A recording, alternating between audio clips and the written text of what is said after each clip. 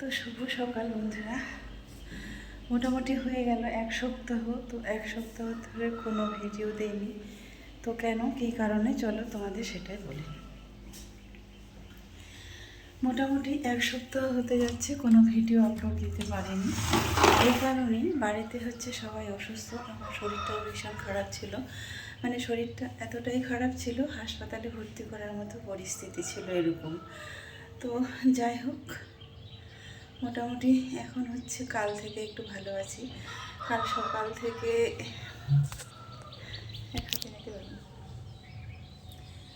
সকাল থেকে মোটামুটি একটু ভালো আছি। আর এটা তো রোজার মাস, সবাই জানো। মোটামুটি প্রথম দিকে হচ্ছে শুরু করেছিলাম, তারপরে প্রথম দিকটা শুরু করার পরে মোটামুটি কটা করেছিলাম, 3টা না 4টা, যাই হোক, করার পরে তো অসুস্থ হয়ে পড়ে গেলাম। মানে এমন পরিস্থিতি ছিল বলে বোঝাতে পারবো না। সারা গায়ে শুধু খিঁচুনি হচ্ছিল, আর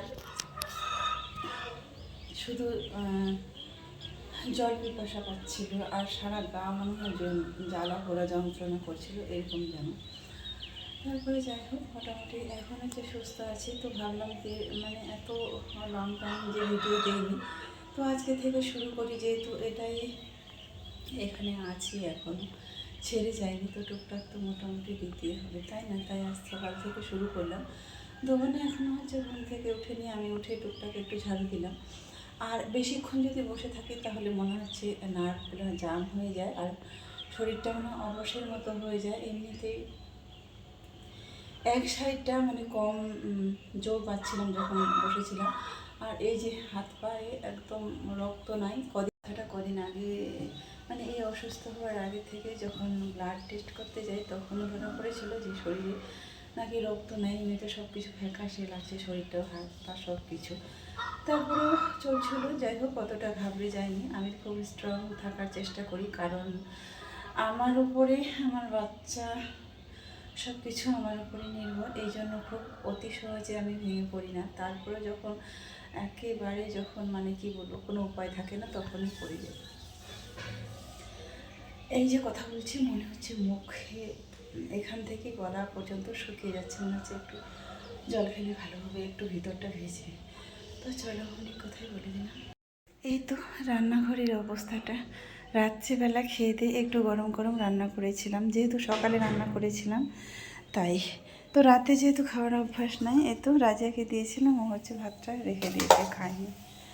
রিয়াও খায়নি, মাঝামাঝি ছিলই, ওই যে 2টা খেয়েছে সেটাই।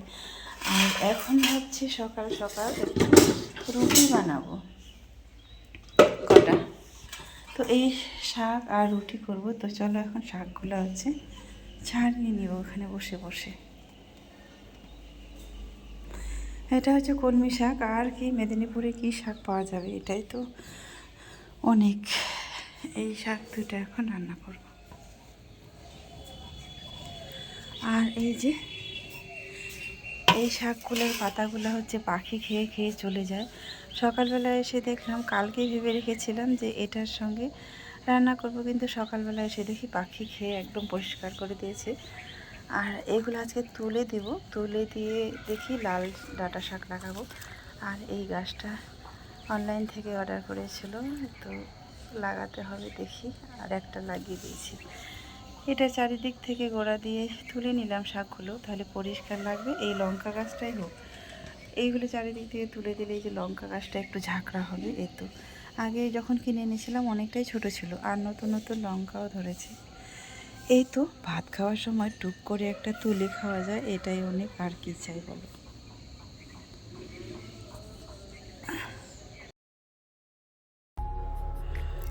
তো বন্ধুরা, সব কিছু ফাইনালি কমপ্লিট করে আবার মিটমাট করে আবারও চলে এলাম ব্লগ বানাতে।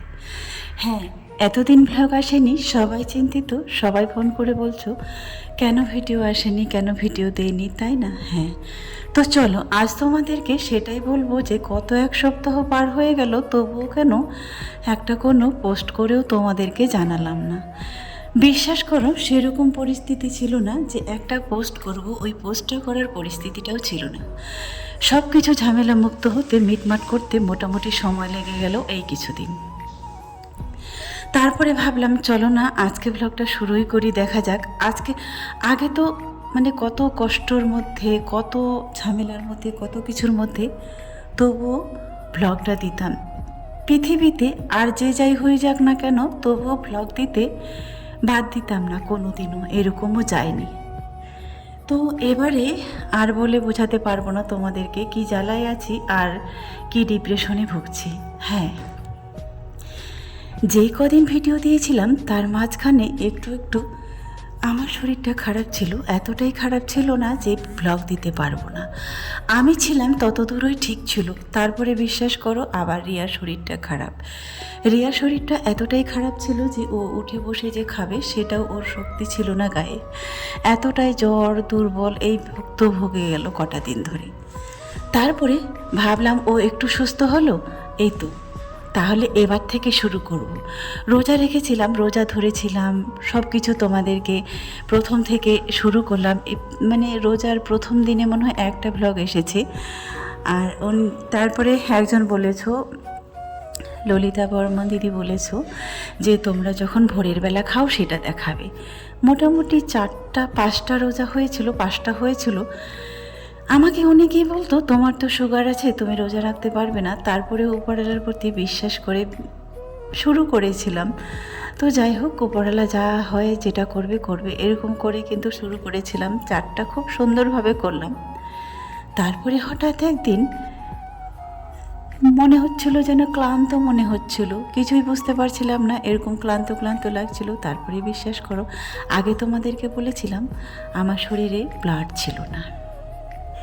তো চলো যেটা আজকে তোমাদেরকে দেখাই আগে, তারপরে বলছি।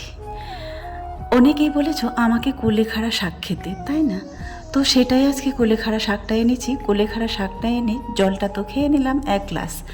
বাকি যে শাকটা ছিল সেটা কেন ফেলে দেবো, তাই না? তো চলো সেটা আমি রসুন, কাঁচা লঙ্কা, রসুন ভেজে আর তিল দিয়ে এটা আজকে একটা মাখা করব। বলতে গেলে এটা একটা ইউনিক নতুন একটা রেসিপি। আমি কোনোদিনও কারো দেখিনি যে কেউ এই রেসিপিটা করেছে, কিংবা কেউ আমাকে বলে দিয়েছে, কিংবা কারো দেখে করলাম, একেবারেই না। আমার মনে হলো শাকটা খাবো, পাতাটা ফেলে দেবো। আমি কোনোদিনও পাতাটা ফেলি না, অনেক সময় আমি ভাজি করে খেয়ে নিই। তবে ভাজি করে যখন খাই না তখন তো আলু দিতে হয়।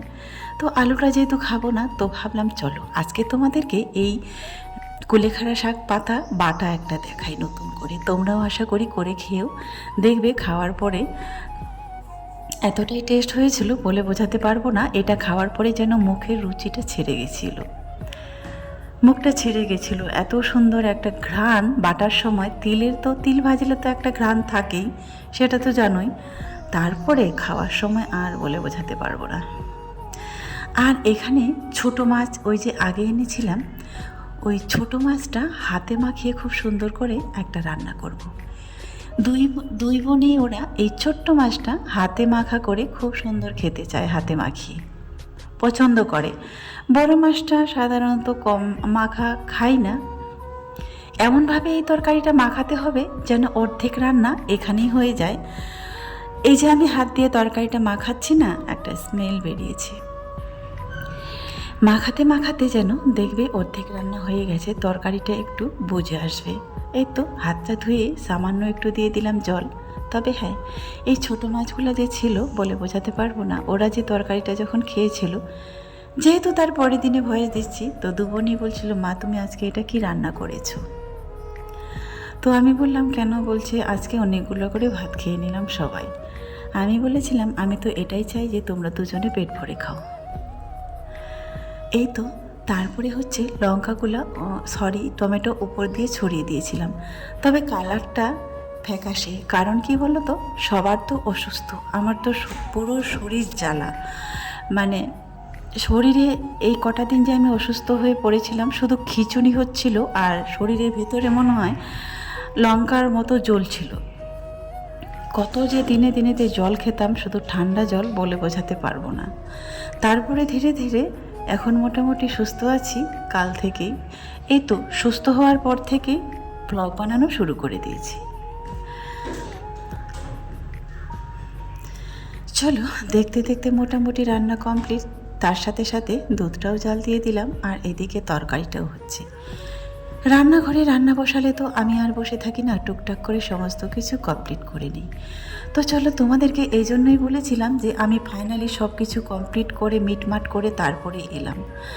তো এই জন্যই বললাম, রিয়ার শরীর খারাপ ছিল, রাজিয়ার মোটামুটি কিছু হয়নি, আমারও শরীরটা খারাপ ছিল। ডাক্তার দেখানো, ওকে ডাক্তার দেখানো, আনা নেওয়া নিলে সব কিছু মিলিয়ে যেন আমার মাথার উপর দিয়ে যাচ্ছিল। আর তোমরা তো ভালো করেই জানো, ডাক্তার দেখাতে গেলেও সে আমাকেই নিয়ে যেতে হবে, আমি ওদের বটগাছ, আমি ছাড়া কিন্তু ওরা কখনোই ছায়া অনুভব করে না আর ছায়াও পায় না। তাই যেহেতু সমস্ত কিছু আমার উপরেই ছিল, এই নিয়ে কিন্তু ব্লগ বানানোর সময় ছিল না। তাই ভাবলাম সবার সুস্থ হয়ে রেয়াকেও সুস্থ করলাম, ডাক্তার দেখালাম, আমি নিজে সুস্থ হলাম, সব কিছু কমপ্লিট করে তারপরে তোমাদের মাঝে এসে হাজির হলাম। এই তো আজকে মুখ থেকে আবার বলবো যে প্রতিনিয়মিত আজকে আবার ভিডিও দেব আমার থেকে। তারপরে দেখো হঠাৎ আবার কোন ঝড় এসে সব কিছু এলোমেলো করে দেয়।